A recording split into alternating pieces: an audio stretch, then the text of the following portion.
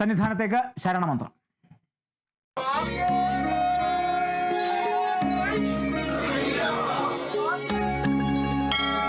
ഔഷധി ശരണമന്ത്രം നിങ്ങൾക്കായി അവതരിപ്പിക്കുന്നത് ഔഷധി പൊതുമേഖലയിലെ രാജ്യത്തെ ഏറ്റവും വലിയ ആയുർവേദ മരുന്ന് നിർമ്മാണ സ്ഥാപനം. Associate sponsored by Bharat Lajna multi state housing cooperative society limited. Suryadevamatham Kuberashramam Ayur Kollam. Makaravilakku ഉത്സവത്തിനായി ശബരിമല നട നാളെ തുറക്കും. വെർച്വൽ ക്യൂ ബുക്കിംഗിന് മകരവിളക്ക് ദിവസം നിയന്ത്രണമുണ്ട്. ജനുവരി 14 മകരവിളക്ക്. ചൊവ്വാഴ്ച വൈകിട്ട് 5 മണിക്ക് ശബരിമല നട തുറക്കുന്നതോടെ മകരവിളക്ക് ഉത്സവത്തിന് മുന്നോടിയായുള്ള തീർത്ഥാടനകാലം തുടങ്ങും. നാളെ 30,000 പേർക്കാണ് ദർശനത്തിനുള്ള അവസരം ഒരുക്കിയിട്ടുള്ളത്. ഉച്ചയ്ക്ക് 1 മണി മുതൽ തീർത്ഥാടകരെ പമ്പയിൽ നിന്നും ശബരിമല സന്നിധാനത്തേക്ക് കടത്തിവിടും.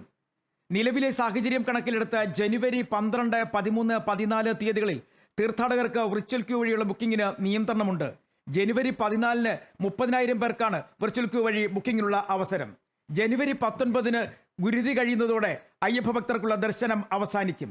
ജനുവരി 20 പന്തളം രാജപ്രതിനിധി തിരുവാഭരണങ്ങളുമായി പന്തളം കൊട്ടാരത്തിലേക്ക് മടങ്ങും. നാളെ മുതൽ മകരവിളക്ക് ദിവസം വരെ കരിമല വഴി തീർത്ഥാടകർക്ക് ശബരിമല സന്നിധാനത്തേക്ക് പോകാം. മകരവിളക്ക് ദിവസങ്ങളിലെ തിരക്ക് കണക്കിലെടുത്ത് കൂടുതൽ പോലീസ് സേനാംഗങ്ങളെ പമ്പയിലും സന്നിധാനത്തും നിലയ്ക്കലും നിയമിക്കുന്നുണ്ട്. KSRTC കൂടുതൽ ബസ് സർവീസുകൾ നടത്തും. Kerala vision news, Sannidhanam.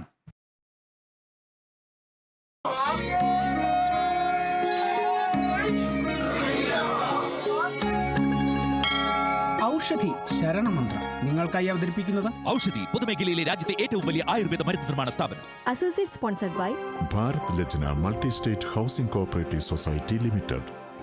സൂര്യദേവമഠം കുബേരാശ്രമം ആയൂർ കൊല്ലം.